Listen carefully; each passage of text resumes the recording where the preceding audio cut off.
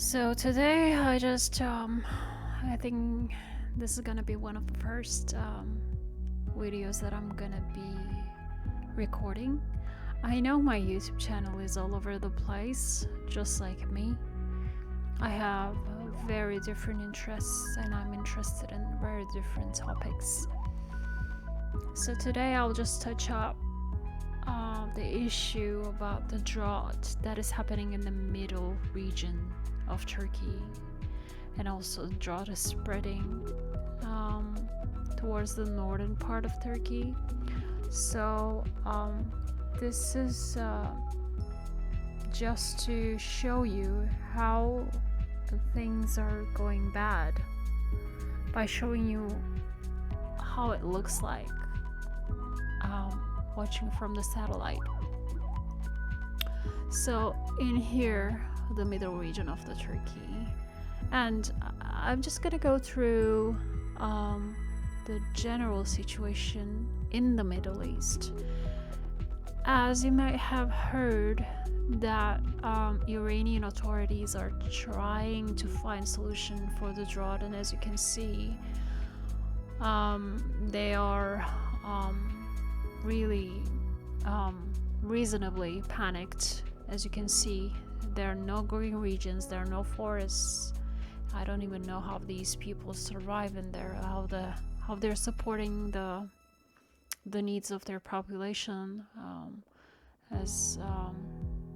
If we talk about the agriculture, there's nothing to be seen except for this region where it's the south of Caspian Sea, which is pretty much isolated from the rest of the country by these mountains that are probably retaining a lot of moisture. I mean, when the rain clouds rise up towards the mountains, here they probably rain in here. Pretty much whenever they cross to that side, there's nothing left in those clouds. Sorry for the noise around here. It's like my cats are trying to fight in front of me right now. I'm sorry for that. Okay, that's my old grumpy cat, pretty much wanting to kill my younger cat. Shh! I'm sorry. Okay, fight is over. Go down. Okay, so going back to what I was talking. Okay, so that's probably and possibly, and I am like 100% sure that's the reason why there's so much difference between these two regions. This thing happens in here too. We also have a lot of mountains on the north of Turkey, and this very humid climate that is causing these regions to be thriving with a lot of rain and forestry is not anywhere reaching to these regions at all, which is kind of like a protection for these climates, because if you have a lot of passages between these mountains, because the mountains on the northern region of Turkey are going horizontally, that's kind of like a barrier which is protecting these regions from the drought and very like vaporizing very, very hot climate, especially in the summertime, that is coming from this winds and that are causing everything to just vaporize pretty much. So it's kind of like a protection and curse at the same time, which these humidity cannot distribute evenly, but also it's kind of like protection, if that makes sense.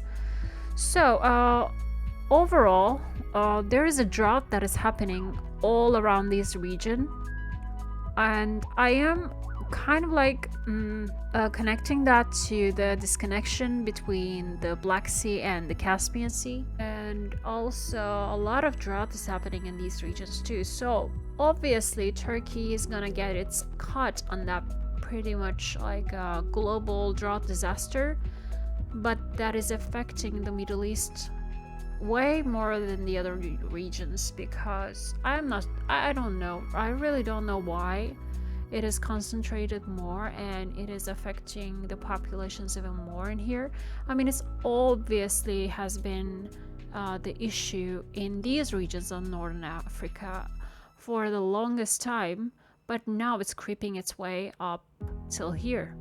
See, this lake we had, I remember when I was in a primary school and they will teach us in the map of Turkey that this was actually a lake, that you could see like the color scheme of blue to green and stuff like that, and in the end at the shores you will see the residue of the salt.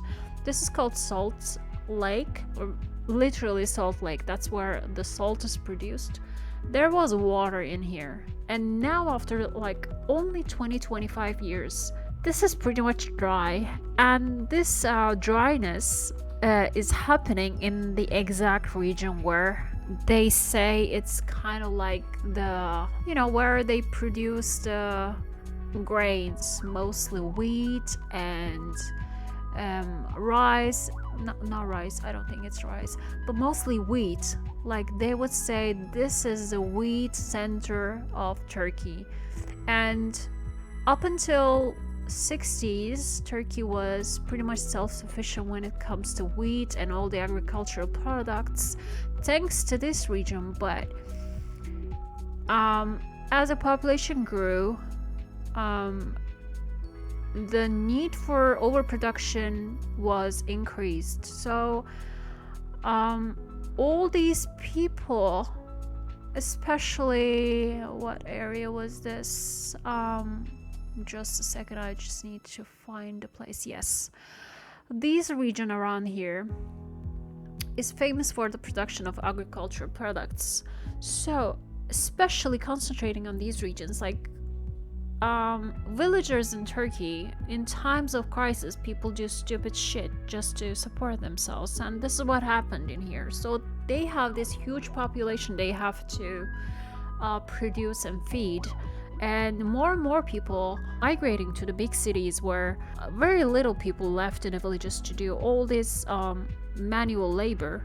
And obviously industrialization and the machinery that entered to the Turkish economy in the 60s and 70s helped with that labor shortage and replaced the manpower that was lost to the cities. But since those people were not contributing directly to the agricultural production anymore, they were burdened on these regions where they have to produce and feed them. They were not able to produce their own food anymore, so there is even more weight on the shoulders of the Turkish villagers. And with all the difficulties that they're experiencing, discouragement from the government, they don't have enough support to be able to help all these populations in the big cities where you can see like Antalya, Izmir, and Istanbul and Ankara. These are the most populated cities in Turkey. So obviously they will be a little bit clever or cutting corners when it comes to their sourcing of the water. So they started drilling. Obviously governments, since they are not able to supply these regions with water, they kind of turn a blind eye to the issue, because obviously if they are not going to be able to do it, then the farmers have to find their way, otherwise they're gonna revolt. So government let them do what they had to do just to get the votes, or just it's always politics in Turkey. So this is what happened. And in last 20 years, but mostly concentrated in last 10 years, there has been many I knew that word, but when it comes to my mind, like when I have to speak about it, I just completely forget about it. So there has been a lot of sinkholes appearing in this region, and some of them are like 200 meters wide. 200 meters. See, this is one of them that is in progress, because they're using a lot of groundwater, and just especially corn that they're producing just sucks the water out of the ground. So these villagers, sometimes their houses are swallowed by the sinkholes, and this is a very serious issue for Turkey. When the groundwater is gone, you know, disaster is about to strike.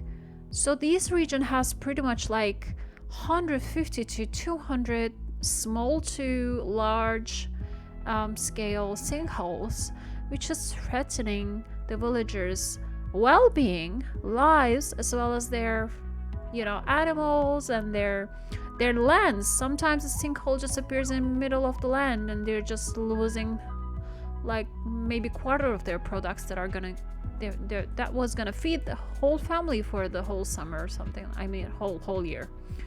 So let me just try to find you some sinkholes around here for you to see how they form in different stages of formation. Let me just see. Okay, I was able to find a few of them previously. We should just, you know, pen them so I could find them here easier. But I just all right. See, these regions, for example, this is full. I mean, we have one sinkhole in here which is marked as a sinkhole, skin hole.